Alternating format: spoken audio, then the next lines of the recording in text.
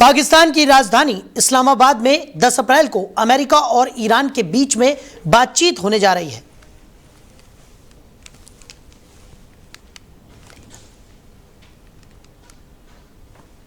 तो होर्मुज संकट पर चर्चा का एजेंडा बताया जा रहा है। इस्लामाबाद में अमेरिका ईरान के बीच वार्ता का दावा है। पाकिस्तान की मध्यस्थता में यह शांति बैठक होगी। होर्मुज संकट पर चर्चा का एजेंडा बताया जा रहा है। तो पाकिस्तान की राजधानी इस्लामाबाद में 10 अप्रैल को अमेरिका और ईरान के बीच संभावित सीज फायर यानी कि युद्ध विराम को लेकर उच्च स्तरीय शांति वार्ता आयोजित होने की बात कही जा रही है। यह वार्ता पाकिस्तान की मध्यस्थता में होने का दावा किया गया है। रिपोर्ट्स के मुताबिक बताया गया है कि इस बैठक में पाकिस्तान के प्रधानमंत्री शहबाज शरीफ, अमेरिकी प्रतिनिधिमंडल और आपको बता दें कि ईरानी प्रतिनिधिमंडल शामिल हो सकते हैं। एजेंडे में पश्चिम एशिया में तनाव, होर्मुज जलडमरू, मध्य और क्षेत्रीय सुरक्षा मुद्दों पर चर्चा का उल्लेख किया जा रहा है। इसी कारण इस्लामाबाद और रावलपिंडी में 9 से 10 अप्रैल को सुरक्षा कारणों से अवकाश और सख्त इंतजामों की बात भी सामने आई है। हालांकि यह ध्यान रखना जरूरी है कि इस तरह की किसी आधिकारिक बैठक या अवकाश की अभी तक स्वतंत्र रूप से पुष्टि नहीं हुई है। तो इसी खबर पर ज्यादा चर्चा के लिए हमारे मैनेजिंग एडिटर रमेश ठाकुर जी हमारे साथ जुड़ गए। रमेश जी, इस्लामाबाद में अमेरिका ईरान वार्ता का दावा किया जा रहा है और पाकिस्तान की मध्यस्थता में यह शांति बैठक होने जा रही है, क्या कहेंगे इसको लेकर? देखिए, मुझे लग रहा है इस पे ज्यादा कोई रुचि नहीं ले रहा है। कोई भी वर्ल्ड का कोई भी देश इस पे ज्यादा इत्तेफाक नहीं रख रहा है, क्योंकि ये सारा का सारा वो कहते हैं ना, बच्चों का खेल ड्रामा और अपने को प्रचारित करना और किसी छोटे देश को बड़ा बनाना, इसमें वही सारी फटकता लिखी गई है। अब इस काम के लिए जब आप ऐसे देश को आपने चुना है जिसको आप खुद ही, आपकी सबसे बड़ी सुरक्षा एजेंसी ने जिसको आतंकवादी घोषित किया हुआ है, टेरर कंट्री जिसको घोषित किया हुआ है, उसकी आप मदद ले रहे हो, उनको आप सीज फायर की मध्यस्थता के बीच में ला रहे हो और उन्हीं की कंट्री में जाके, उन्हीं के देश में जाके आज आप उसकी जो रूपरेखा है और जो वो कागजी कार्रवाई को प्रस्तुत कर रहे हो जाके। तो ये पूरी दुनिया देख रही है कि किस तरीके से अमेरिका अपनी चाल चल रहा है। और इसमें कल हम जब चर्चा कर रहे थे, इसमें हमने चाइना का नाम लिया था कि चाइना इन्वॉल्व है और तुर्की की भूमिका नहीं आई थी, वो आज सामने आ गई है। तुर्की का भी एक प्रतिनिधि मंडल इस सीज फायर की जो मीटिंग हो रही है उसमें भाग ले रहा है। ये बात कल तक छिपाई गई थी पूरे वर्ल्ड के फोरम को लिए, लेकिन वो भी आ रहा है। लेकिन अब तो साफ जाहिर हो गया है, 3 कंट्रियां इसमें शामिल है, चाइना, तुर्की और पाकिस्तान। ये तीनों वो जो कंट्रियां हैं जो ऑपरेशन सिंदूर में हमारे खिलाफ पीछे से खड़ी हुई थी पाकिस्तान के लिए।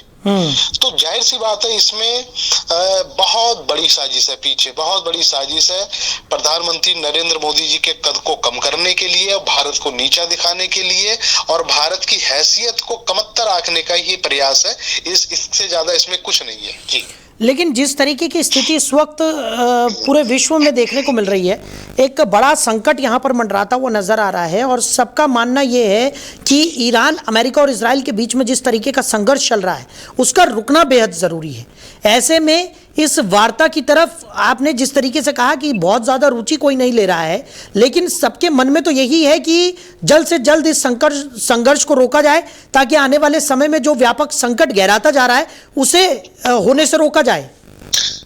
रुचि का मतलब ये है, इस वार्ता से उम्मीद किसी को कुछ भी नहीं है, रत्ती भर किसी को उम्मीद नहीं है। पहली बात, जब MOU साइन हुआ था आपका सीज फायर के लिए, तो उसके विदिन घंटे भर के बाद में सब चीजें नॉर्मल हो जानी चाहिए थी, सामान हो जानी चाहिए थी। जलडमरू स्थल को उसको खोल देना चाहिए था, वो खोला भी गया। अब जैसे ही रात आती है, शाम बीतती है, रात में फिर धमाका कर दिया जाता है लेबनान में, ईरान के अंदर। अब उसके लेके आप हिजबुल्लाह को दोषी ठहरा रहे हो, फलाने टेरर ऑर्गेनाइजेशन को करवा रहे हो। इसका मतलब एक हाथ में आप लड्डू लेके घूम रहे हो, दूसरे हाथ में बर्फी, दोनों एक साथ खाना चाह रहे हो। ये दुनिया समझ रही है अमेरिका की चाल, रणनीति और जो नापाक हरकतें हैं। मुझे लग रहा है ईरान इसको ध्वस्त कर देगा और वो करता भी जा रहा है। सीज फायर की जो शर्तें हुई थी, उन शर्तों को ईरान ने माना बिल्कुल भी पीछे नहीं हटा। लेकिन जब शर्त के आड़ में ही आपने अपनी कार्रवाइयों को फिर शुरू कर दिया आपने, उसके बाद उन्होंने क्या करा, स्ट्रेट हॉर्मुज को फिर बंद कर दिया गया। अब इसके बाद में कोई वर्ल्ड का कोई भी कंट्री ये बात कहने के लिए सामने नहीं आएगा कि ईरान ने गलत काम करा है। भाई ईरान ने तो सारी शर्तें मानी थी ना। उसके बाद में ये बात कल नाटो के प्रतिनिधित्व को ईरान ने एक स्टेटमेंट देके उसको भेज दिया है, यूएनए को भेज दिया है, और G20 जितने भी बड़े फोरम बने हुए हैं वर्ल्ड स्तर के, सबको उठा के इन्होंने भेज दिया है कि हमारी कोई गलती नहीं है, हमने सीज फायर की इन शर्तों को माना है, और उसके मानने के बाद में इन्होंने उसका उल्लंघन करा है। अब बात आ जाती है मूल विषय पे। आज ये जो वार्ता हो रही है, वार्ता का खाका क्या बनना चाहिए? भाई वार्ता इसलिए होनी चाहिए, 2 हफ्ते का सीज फायर का आपने समय दिया था। उस दरमियान उस दरमियान कई सारी चीजें ऐसी हो गई जिसमें आप पीछे हट गए, आप मुकर भी गए, सब हो गए। अब ये जो वार्ता है ये परमानेंट युद्ध को रुकवाने के लिए हो रही है, लेकिन मुझे लगता नहीं है इस वार्ता से कोई ना कोई हल निकलने वाला है। हालांकि हमारा वहां का स्थापित दूतावास और भारत सरकार पूरी तरीके से नजर बनाए हुई है, और ये कुल मिला के टोटल घेराबंदी भारत के लिए की जा रही है। भारत को किसी भी तरीके से असहज करना है अमेरिका को, और ये सब जो ताना बाना है उसी के लिए बुना जा रहा है। जी बिल्कुल। और जिस तरीके की स्थिति इस वक्त देखने को मिल रही है, क्योंकि पाकिस्तान खुद गर्त में है और यहाँ मध्यस्थता कराने की कोशिशों में जुटा हुआ है, स्थितियाँ इतनी गंभीर है पाकिस्तान में। हम जो तस्वीरें देख रहे हैं वहाँ की, उससे साफ तौर पर जाहिर है कि वहाँ का जो जनमानस है वो बुरी तरह से इस वक्त प्रभावित है, और ऐसे में दूसरे देशों के बीच मध्यस्थता कराने की होड़ में पाकिस्तान नज़र आ रहा है, और अपने देश की स्थितियों को सुधारने के पीछे उसका कोई ध्यान नहीं है। बिल्कुल सही कहा आपने। भाई वो कहते ना, कहावत है ना, घर में नहीं चने अम्मा चली बनाने। अरे पहले अपने घर की जो स्थिति है, जो इकोनॉमी आपकी धड़ाम है बिल्कुल, और पेट्रोल डीजल के जो दाम बिल्कुल आसमान छू रहे हैं, बच्चों की पढ़ाई लिखाई के लिए पैसे नहीं है, आप इतना बड़ा आयोजन कर रहे हो, वो भी हाई सिक्योरिटी के बीच में, उसमें भी पैसा खर्च हो रहा है। आप कब तक आपकी हुकूमत है बाहर से उधार पैसे लेती रहेगी? अमेरिका का कर्जदार आज पाकिस्तान, अगर आप देखो साहिल, पांव से लेके सर तक पूरे कर्ज में भरा पड़ा है। वो कितना पैसा देगा? उन्होंने जितना पैसा अमेरिका पाकिस्तान को लगातार दे रहा है, उसका ब्याज सहित इनको देना पड़ेगा, और उसमें मेहरबानी अलग से, उनमें आपकी एक दबाव और आपने डाल दिया है, एहसान और आपने डाल दिया है। तो जाहिर सी बात है, अमेरिका जैसे जैसे कहता जा रहा है वैसे वैसे शहबाज शरीफ को करना पड़ रहा है, उनकी हुकूमत को करना पड़ रहा है। और यहाँ पे 2-3 चीजें साफ हो जाती है। पहली तो ये है, भारत सरकार किसी के दबाव में नहीं आई, उनको जो मनाया वो उन्होंने करा। और दूसरा ये है, पाकिस्तान जिस तरीके से अब हमारे लिए अमेरिका के साथ में, तुर्की के साथ में और चाइना के साथ के मिलके जो नापाक हरकतों को आगे भविष्य में अंजाम देने की कोशिश कर रहा है, उस पे पैनी नजर बनी हुई है। और आखिरी ये है कि हम किसी भी तरीके से हमारे जो रिश्ते हैं इन तीनों कंट्रियों से सुधारें, और उसमें उस दिशा में भारत सरकार कदम आगे बढ़ा रही है। भारत सरकार से गलतियां हुई हैं, ये बात तो मानते हैं।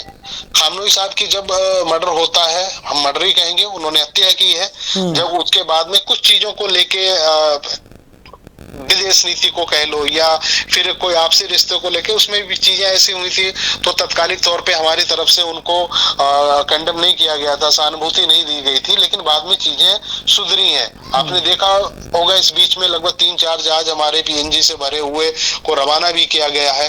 तो इन सब चीजों को लेके अमेरिका ये बात समझने लगा है कि भारत किसी भी सूरत में, किसी भी तरह से ईरान से फिर अपने रिश्ते को सामान्य करने की कोशिश में लगा हुआ है। गलती हुई है, उस चीज को भारत मान रहा है, लेकिन आने वाले समय में ये दोनों एक टेबल पे बैठे होंगे। जब अगर ऐसा होगा तो इजराइल भी अलग थलग पड़ जाएगा, अमेरिका भी अलग थलग पड़ जाएगा। इस बात का डर और संभावना इनको अभी से सताने लगी है। जी चलिए रमेश जी, हमारे साथ जुड़ने के लिए, इस तमाम चर्चा के लिए आपका बहुत शुक्रिया। तो इस्लामाबाद में अमेरिका ईरान वार्ता का दावा किया जा रहा है, और पाकिस्तान की मध्यस्थता में शांति बैठक की बात निकलकर सामने आ रही है। होर्मुज संकट पर चर्चा का एजेंडा रह सकता है, और आज इस वार्ता के बाद क्या कुछ निकलकर सामने आता है, इस पर सभी की निगाहें टिकी हुई हैं।